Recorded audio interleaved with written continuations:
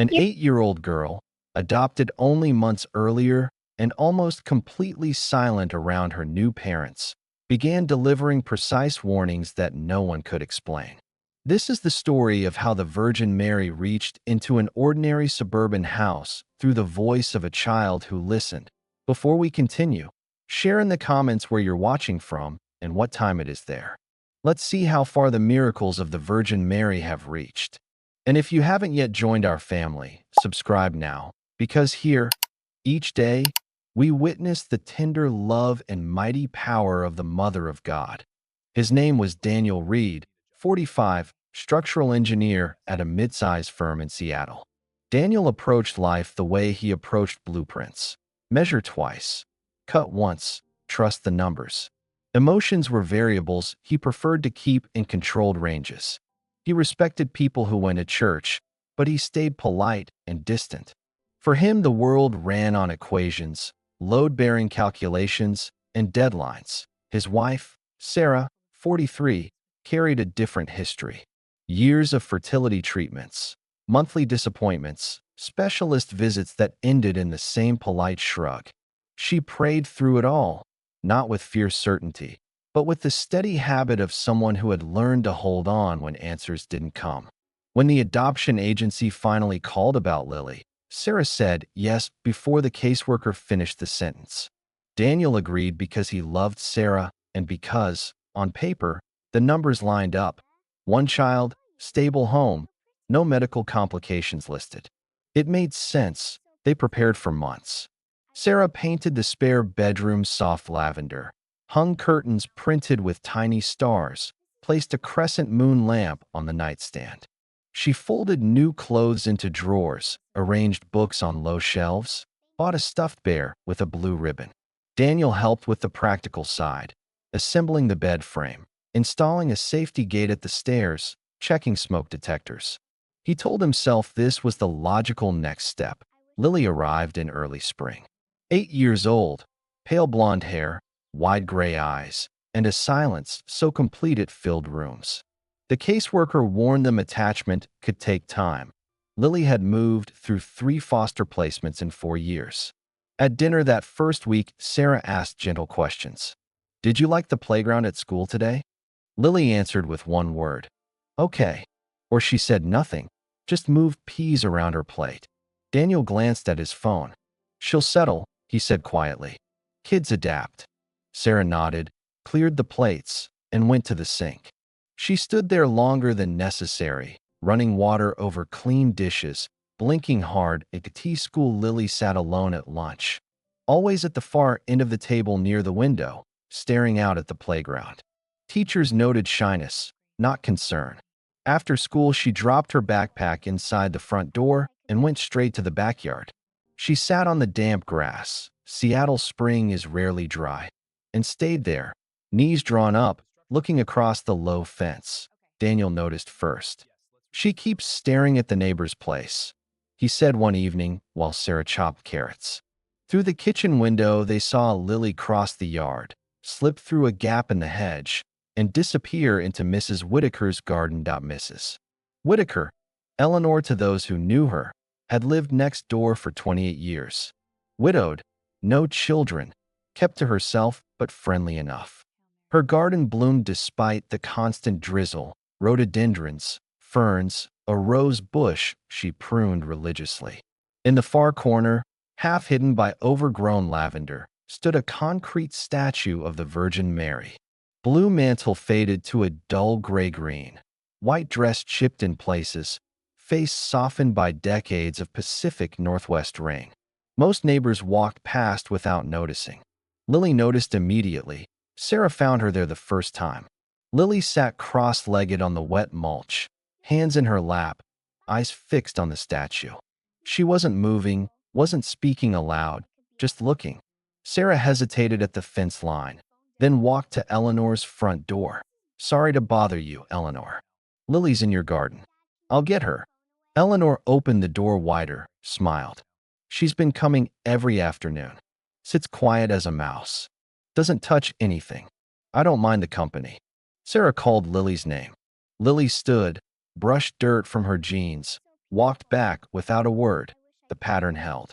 After school, backpack down, out the back door, through the hedge, 30 or 40 minutes beside the statue, then home. Sarah watched from the kitchen window more often. Daniel shrugged when she mentioned it. At least she's outside. Fresh air's good. One Wednesday in May, Lily returned earlier than usual. She came through the kitchen door, kicked off muddy sneakers, and stood beside Sarah, who was stirring pasta sauce. "Sarah," Lily said. It was the first time she had spoken first. Sarah turned. "Yes, sweetheart." The pretty lady in the blue mantle said something.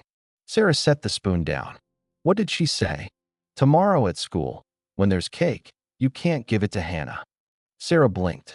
Hannah was in Lily's class, chatty girl with curly hair who always shared her snacks. "Why not?" "She just said you can't." Sarah studied Lily's calm face. "Okay, go wash your hands for dinner." Lily left the room. Sarah stood still, sauce bubbling behind her. Children make up stories, she told herself. Lily probably heard Hannah mention an allergy once and forgot the details. Or maybe it was nothing. She didn't tell Daniel. No point starting a discussion over a child's imagination. The next day was Hannah's birthday. Her mother brought a sheet cake, chocolate with bright blue and yellow frosting, enough for the whole class. The teacher cut slices, passed plates down the rows. Lily stayed in her seat until the teacher reached Hannah's desk. Then she stood up. "Teacher," Lily said softly, "don't give cake to Hannah. Please." The teacher paused, plate in hand. "Why not, Lily? You can't. Please don't." Hannah looked confused, smile fading. The room went quiet. The teacher hesitated. Something in Lily's steady gaze felt certain, not playful. "All right, hold on a moment." She set the plate aside, walked to her desk, opened the class file on her computer. There it was, Hannah's updated medical form from the start of the year. Severe tree nut allergy. The cake contained almond extract, listed in tiny print on the box the mother had brought. If Hannah had taken even one bite, the reaction could have been immediate and severe. The teacher thanked Lily quietly, moved the untouched slice away, and gave Hannah fruit instead. She called Sarah that afternoon. "Mrs. Reed, something unusual happened today. We wanted you to know." Sarah listened on speaker in the kitchen, hand over her mouth. When the call ended, she sat at the table for a long time. The chill that ran through her wasn't fear. It was recognition. Lily had said it the day before. Exactly. She didn't tell Daniel that night. She needed time to sort what she felt. A week passed after the school incident. The house kept its routine. Daniel left early for the office. Sarah managed errands in the house. Lily went to school and returned to the garden. Sarah didn't mention the cake again. She watched Lily more closely, though, noticed how the girl always wiped her shoes carefully on the mat, how she hung her jacket on the same hook every day. Small habits that felt like anchors in a life that had shifted too many times. Sarah also started timing the garden visits. 20 minutes. 30. Never more than 45. Lily came back the same way she left. Quiet. Face neutral. No sign she had been anywhere special. Sarah told herself it was harmless. A child finding a quiet spot.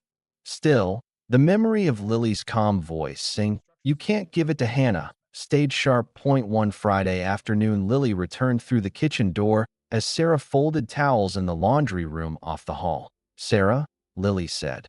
Sarah looked up from a half-folded bath sheet. The pretty lady in the blue mantle said to be careful with the garage. "It's dangerous there." Sarah's hands stilled. "Dangerous how?" "She just said it's dangerous." "Be careful." Sarah set the towel down. "Okay, thank you for telling me." Lily nodded once and went upstairs to change out of her school clothes. Sarah stood in the doorway, listening to the soft tread on the stairs. She walked to the living room. Daniel. He appeared from his home office, glasses on, still holding a printout of load calculations. "Lily just said the garage is dangerous." That the lady from the garden told her. Daniel raised an eyebrow. "Dangerous?" She didn't say more. He exhaled through his nose. "Kids say things. Garage has tools, sharp edges, the old bike that tips over sometimes." It's not exactly childproof. She probably heard us talking once. Sarah nodded slowly. Maybe. Daniel went to the garage anyway. He opened the side door, flipped on the light. Cardboard boxes stacked along one wall, lawn mower in the corner, tool shelf with wrenches and screwdrivers, garden hose coiled on a hook. Nothing out of place. He checked the corners, moved a box or two. Dust. Spiders. No sign of trouble. He came back inside. Nothing. Everything's normal. Tell her it's fine. Sarah did. Lily listened without argument, then went to her room. The weekend came and went. Saturday rained all day. Sunday cleared enough for Daniel to mow the front lawn. Monday passed. Tuesday. Wednesday. The garage stayed ordinary. Sarah began to relax. Maybe this time it really was imagination. A child repeating a general warning about a place full of adult things. Wednesday morning the lawn service arrived. Ray Torres, mid-40s, reliable, came every 2 weeks, rain or shine. He backed his trailer into the driveway, unloaded the mower, then walked around to the garage for the extension cord and gas. Like always, he stopped inside the door. Something moved low along the base of the tool shelf. A coil of dark scales shifted behind a cardboard box of old paint cans. Ray froze, then stepped back slowly. He recognized the pattern: northwestern garter snake, common in Seattle yards when spring warmed the soil, but this one was larger than most, thick-bodied, and in a place people reached without looking. A bite wouldn't kill an adult, but it could swell badly, infect if untreated, especially if someone grabbed for a tool without seeing. Ray wore heavy work boots, long pants, leather gloves. He kept calm, using a long-handled broom from the corner and an empty 5-gallon bucket. He eased the snake out, guided it into the bucket, carried it to the brushy strip at the end of the cul-de-sac, and released it far from houses. He came back to the front door and knocked. Mrs. Reed? Found a snake in the garage, under the shelf by the paint cans. Got it out and moved it. Might want to keep the door closed tighter when it's warm. Where there's one, sometimes more follow. Sarah thanked him, closed the door, and sat at the kitchen table. Her pulse beat in her ears. Exactly where Lily said. Days before. Not a vague warning. Specific. Dangerous in the garage. She waited until Daniel came home. He walked in, set his keys on the counter. Ray found a snake in the garage today, she said. Under the tool shelf. Took it out. Daniel stopped. A snake. Garter. Big one. Ray said it could have bitten someone reaching blind. Daniel looked toward the hallway, then back at her. He remembered Lily's words. He didn't speak for a long moment. Sarah continued. She told me Friday. 4 days ago. The garage is dangerous. Exact place Ray found it. Daniel rubbed his jaw. Coincidence. Snakes get into garages. Doors open, brush nearby. Seattle's full of them this time of year. She said it before Ray came, before anyone looked. Daniel didn't answer right away. He went to the garage, stood in the doorway, stared at the empty spot under the shelf. Then he came back, sat on the couch, arms crossed. Sarah watched him. The cake, the snake, 2 things she knew ahead of time. Kids overhear things. Maybe Hannah talked about allergies at recess. Lily filed it away. Snakes, garages aren't sealed. It's not impossible. Sarah's voice stayed even. She warned us days before. Not after. Daniel looked at the floor. I don't know what you want me to say. I don't want you to say anything. I just want you to hear it. He stood up. I heard. He went upstairs. Sarah stayed in the living room, lights low. The house felt heavier than before. Later that evening, Sarah walked with Lily to the garden. It was a Saturday morning, sky gray, but no rain. Lily took her usual path through the hedge. Sarah followed, sat beside her on the mulch. The statue stood unchanged, blue mantle dulled by moss and weather, hands joined, eyes looking down. Lily sat quietly, hands in her lap. Sarah spoke softly. Lily, who do you talk to here? Lily glanced at her. The pretty lady in the blue mantle. She's kind. Does she talk back? Sometimes. When she wants to. Is she here now? Lily tilted her head. listening to something Sarah couldn't hear. No, not always. But she comes when I need her. Sarah waited. Nothing happened. No wind, no sudden light, just the rustle of leaves and distant traffic. After 10 minutes, they stood and walked home. That night, Sarah told Daniel everything in one quiet rush. The cake, Hannah's file, the teacher's call, the snake under the shelf, Ray's boots saving him from a bite, Lily's calm certainty each time. Daniel listened, arms folded, face still. When she finished, he said, "She's adjusting, imagining a friend who helps. It's normal for kids who've moved a lot. We shouldn't encourage it. We need to ground her in what's real." Sarah looked at him. The cake was real. The snake was real. Coincidences happen. Allergies get mentioned. Snakes enter garages. You don't need a statue to explain either one. Sarah didn't argue. She saw the wall he had built, not anger, but fear of something that didn't fit his measurements. She went to bed alone. Daniel stayed on the couch with the television off. The silence in the house grew thicker. Not loud fights, just absence. Words held back. Doors closed a little sooner. 3 days after the snake, the house felt different in small ways. Daniel still slept on the couch some nights, though he returned to the bedroom without comment on others. Sarah noticed, but said nothing. Lily kept her routine, school, garden, home, unchanged. No new warnings came.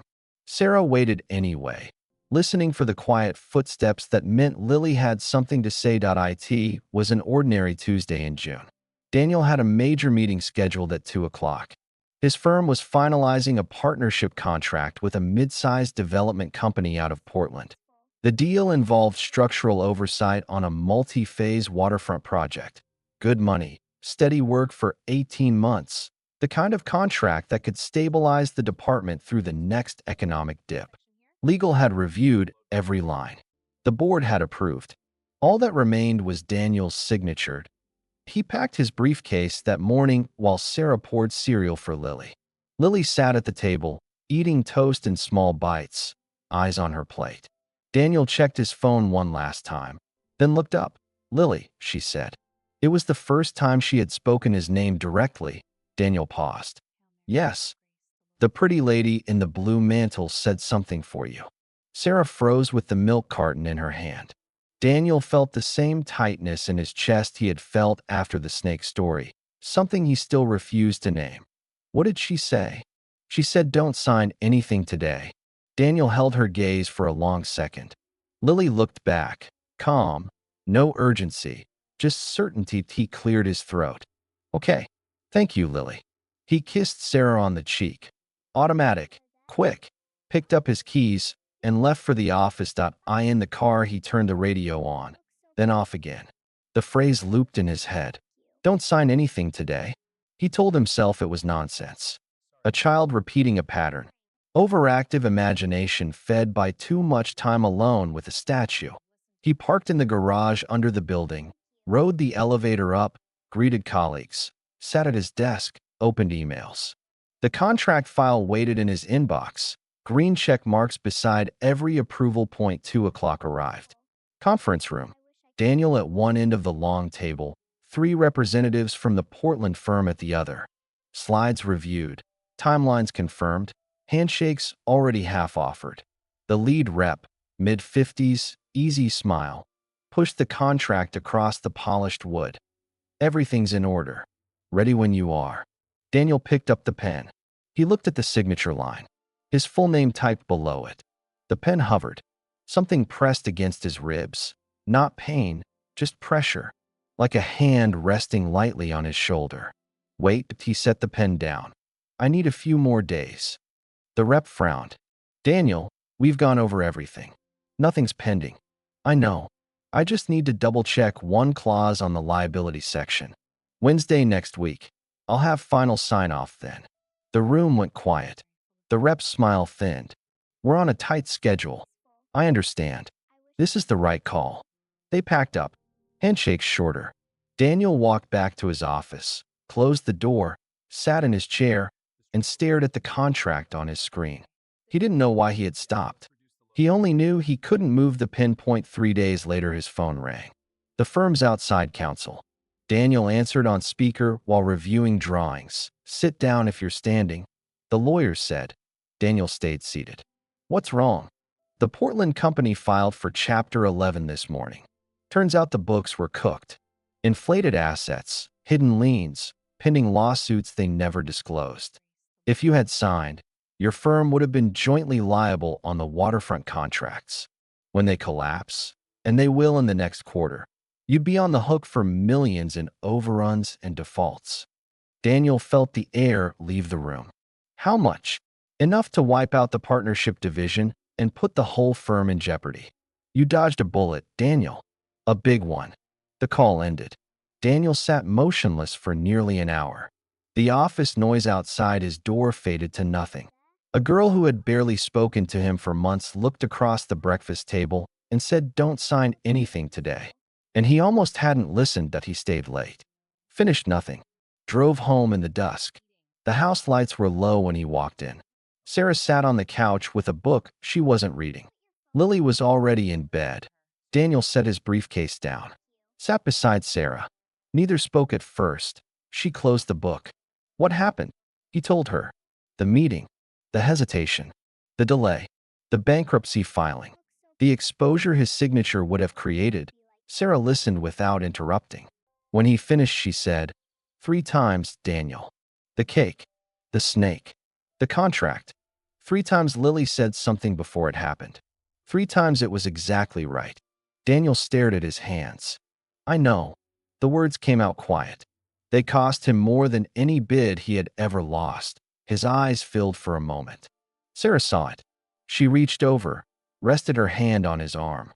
They sat like that for 20 minutes. No more words, just the low hum of the refrigerator and the distant sound of rain starting again on the roof. After that night, the house began to change. Not suddenly, not with speeches or apologies. Daniel stopped sleeping on the couch consistently. He came back to their bed one evening and stayed. Sarah noticed the shift in his breathing when he lay down. Less guarded, more even. Lily kept visiting the garden, but the warnings stopped. Sarah wondered if the need had passed. She didn't ask. Small things appeared. Lily lingered in the living room after dinner instead of disappearing to her room. She sat on the end of the couch while Daniel watched a baseball game and Sarah read. She didn't speak much, but her presence filled space that had felt empty. One evening, Sarah asked, "How was school?" Instead of "fine," Lily said, "We learned about the life cycle of frogs. I drew the tadpole stage. The teacher hung it on the board." Sarah's fork paused halfway to her mouth. Daniel looked up from his plate. Their eyes met across the table. Neither said anything. The moment passed, but it stayed. After the contract, the Reed house began to thaw slowly, the way Seattle ice melts on a driveway after a long winter, patch by patch, never all at once. Daniel returned to their bedroom every night now. He didn't announce it. One evening, he simply carried his pillow back upstairs, set it on his side of the bed, and stayed. Sarah felt the mattress dip under his weight and said nothing. She turned off the lamp, listened to his breathing settle, and let the small shift register inside her. Lily changed in the same quiet way. She no longer disappeared to her room right after dinner. Instead, she stayed in the living room, sitting on the far end of the couch with her knees drawn up, watching whatever Daniel had on the television. Baseball, nature documentaries, the evening news. She didn't comment. She just remained.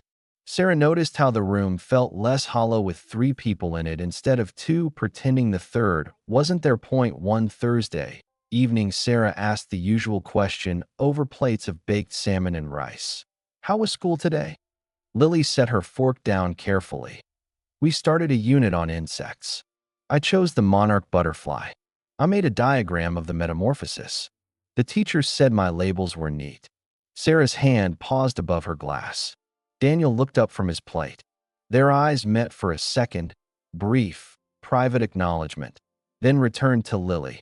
"That sounds beautiful," Sarah said. "Can we see it when you bring it home?" Lily nodded. "Tomorrow." The next afternoon, the diagram came home in a clear protective sleeve. Bright orange wings drawn with colored pencil, stages labeled in careful block letters. Egg, larva, pupa, adult. Sarah taped it to the refrigerator at eye level. Daniel stopped to look at it every time he passed the kitchen. He didn't say much, but he looked longer than necessary. Small requests started appearing. Sarah, can you help me with the math homework? Lily asked one evening while Sarah folded laundry. Sarah sat beside her at the kitchen table, explained carrying numbers, checked answers. Lily leaned in closer than she ever had before. When they finished, Lily said, "Thank you," and stayed at the table drawing instead of leaving. Another day. Sarah, is there more orange juice? Not a demand. A question asked in a normal voice, as though she had always asked for things that way. Then the names began to shift. At first it was still Sarah and Daniel, but the tone softened, less formal, less careful. One Saturday morning, Lily came into the kitchen while Sarah made pancakes. "Mom, can I have two?" Sarah's back was to the stove. The spatula froze mid-flip. She closed her eyes for a second, felt heat rise behind them that had nothing to do with the burner.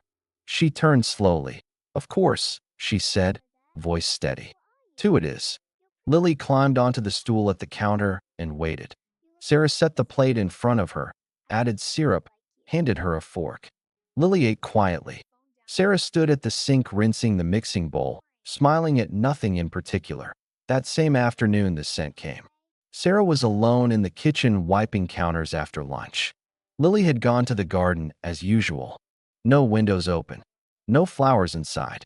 Yet suddenly the air filled with roses, strong, sweet, unmistakable, the way a fresh bouquet smells when you first bring it through the door.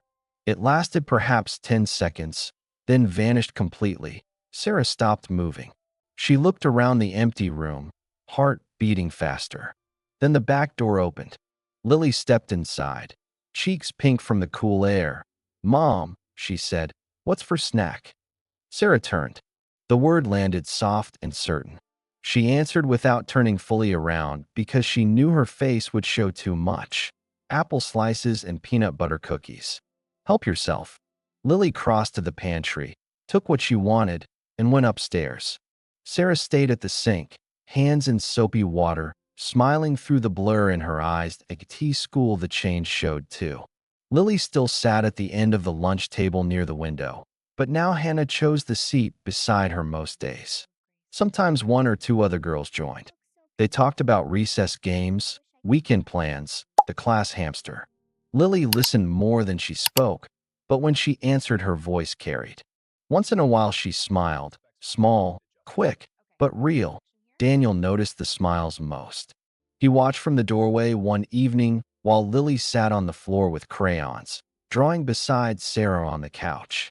Lily looked up at something Sarah said, and the corners of her mouth lifted. Daniel leaned against the frame and felt something loosen in his chest that had been tight for months. One Sunday night, they ate together as always. Daniel cut Lily's chicken into smaller pieces when she asked, "Dad, can you cut it for me?" He did it without hesitation. "Sure." Lily speared a piece with her fork. Sarah watched them both. The table held real conversation now. School projects, weekend chores, whether it would rain again tomorrow. Nothing dramatic. Just ordinary. Lily told them about the upcoming school play. "I'm going to be a tree," she said. Daniel raised an eyebrow. "A tree?" "Because the tree stays quiet," Lily explained, "and everyone needs it. It gives shade and air and doesn't make noise." Sarah and Daniel looked at each other across the table. They smiled at the same moment. Quiet, shared, unguarded. The house wasn't perfect. Daniel still reached for logic first when problems appeared. Lily still had afternoons when she needed to be alone in her room with the door closed. But the silence that once weighed like stone had lifted. In its place came small sounds, pages turning, forks on plates, a child's voice asking for help, a father answering without pause. And every so often Lily walked through the hedge to the garden next door. She sat beside the old statue with its faded blue mantle and chipped paint. She didn't bring warnings anymore. She simply sat. Sometimes she spoke softly. Sometimes she stayed silent. Then she came home. 3 months later, the Reed house carried a different rhythm. Dinner no longer ended with plates cleared in near silence. Conversations stretched past the main course. Lily talked about her school play rehearsals, how the tree costume had green felt leaves sewn onto brown sleeves, how she practiced standing still while the other children moved around her. Daniel asked questions he had never asked before. "Why the tree again?" he said one evening, passing the mashed potatoes. "Because it doesn't talk much," Lily answered, "but it's always there. People sit under it. Birds build nests. It gives shade when it's hot and doesn't complain." Sarah smiled across the table. Daniel nodded slowly, as though the answer settled something inside him. The table held real laughter now. Small bursts when Lily described the boy who kept forgetting his lines, or when Daniel told a dry engineering joke about load-bearing walls that only he fully understood. Lily laughed too, a quiet sound that grew a little louder each week. She still walked to Eleanor's garden several times a week. Not every day anymore, but often enough. She sat on the same patch of mulch, looked up at the statue with its weathered blue mantle and rain-softened features. No more urgent messages came. No warnings. She simply stayed for 20 minutes, sometimes longer, then returned home with the same calm step. Eleanor never asked questions.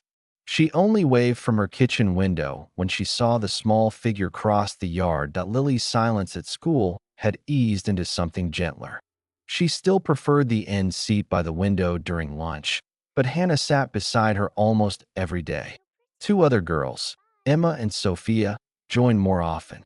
They traded stickers, shared colored pencils, talked about weekend sleepovers. Lily listened, answered when spoken to, and once in a while offered a sentence of her own. Teachers noticed the change in quiet reports. Lily participates more in group work. She volunteered to read aloud last week. Nothing dramatic, just steady. Sarah went back to praying, not the rote habit of years past, but something simpler. She knelt beside her bed some evenings, said thank you for the small things. A full sentence at dinner, a child's hand reaching for hers on the sidewalk. The way Daniel now asked Lily about her day without prompting. She didn't ask for more. Gratitude felt enough. Daniel never became the kind of man who spoke easily about faith. He still solved problems with spreadsheets and site visits. But he stopped demanding explanations for everything. When Sarah mentioned the rose scent that day in the kitchen, the sudden bloom with no flowers in sight, he listened without countering. He only said, "I believe you." The words came out plain. They carried weight. One Sunday afternoon in September, the three of them sat in the backyard after lunch. Rain had stopped. The air smelled clean. Lily lay on a blanket with a book about butterflies. Daniel read emails on his phone. Sarah watched them both from the porch steps. Lily closed the book, sat up. "Mom," she said, "can we plant roses next spring?"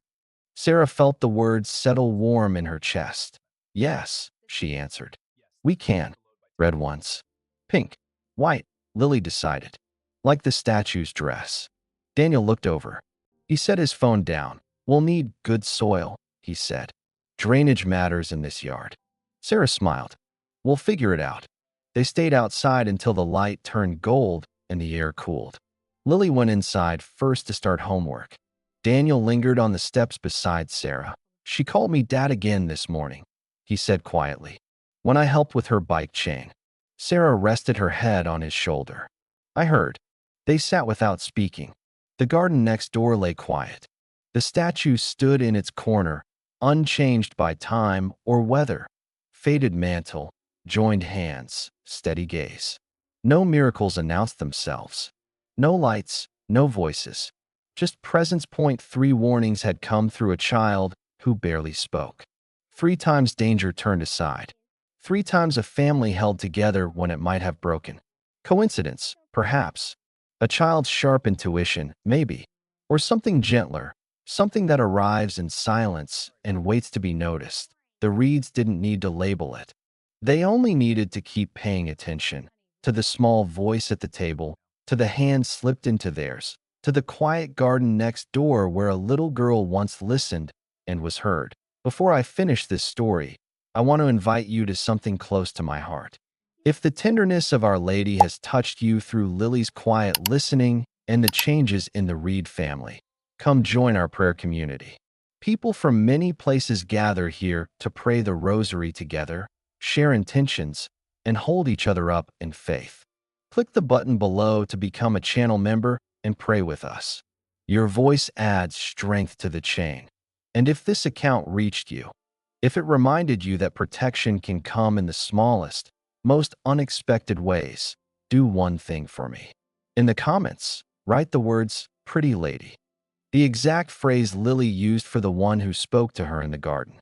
Every time I see it, I'll know another heart believes the Virgin Mary still reaches out, still protects, still speaks when we are ready to hear. If you have experienced a grace from Our Lady, something quiet or something clear, share it below. Your story may be the encouragement someone else needs right now. Pass this along to a friend who could use a reminder that no child is too silent, no home too ordinary, no statue too faded for heaven to work through it. May the pretty lady in the blue mantle continue to watch over you, your family, and every quiet corner of your life. Amen.